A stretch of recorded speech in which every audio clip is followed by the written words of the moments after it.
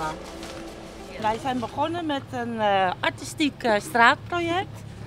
We zijn inmiddels ook bij de drop geweest voor mensen die dat dachten dat het niet mocht. Maar we hebben de toestemming. Zo willen wij als zijnde sidewalk surgeons willen wij de stoepen in de Bonaire mooier maken, veiliger maken en repareren. En iedereen vindt het een super fantastisch initiatief van ons.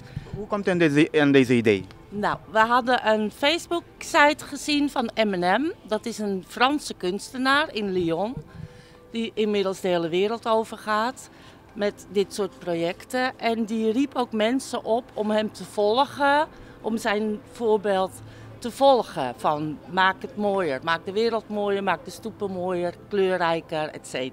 Nou ja, we doen dit vrijwillig. We hebben hier en daar wat tegels gekregen, met name van Frank van de zwembaden, van BSC. En we vragen ook mensen of ze ons willen sponsoren met een bijdrage met de zak cement of met tegels. Of we zouden ook graag wat kleurrijke tegeltjes in willen kopen ervoor. Ja, dat wil ik net vragen, want op Bonaire is het moeilijk om kleurrijke tegels te krijgen. Nou, ik heb zelf een mozaïekatelier, dus ik heb een redelijke collectie in tegels. Maar die zijn eigenlijk niet echt geschikt voor de vloer, maar meer voor de wand, voor wanddecoratie.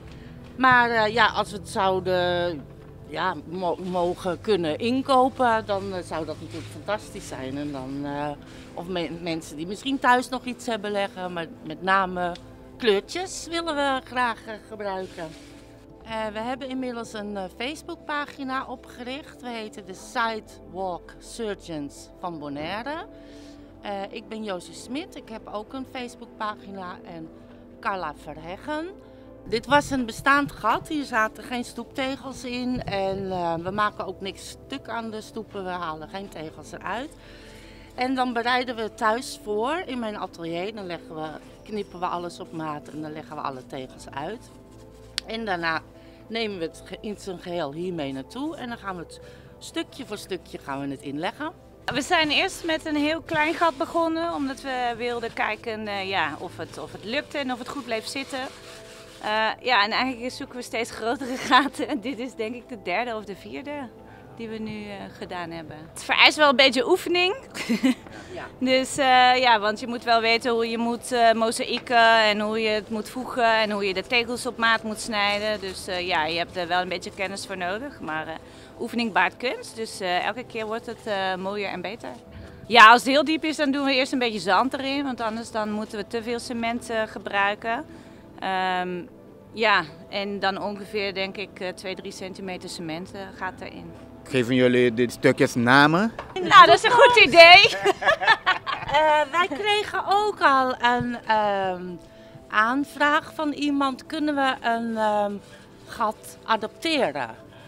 Dat een bedrijf zegt, oké meiden, ik adopteer dat gat en dan betalen we de tegeltjes of jullie krijgen een lekkere lunch aangeboden. En dan zouden we er inderdaad een soort van naam aan kunnen verbinden.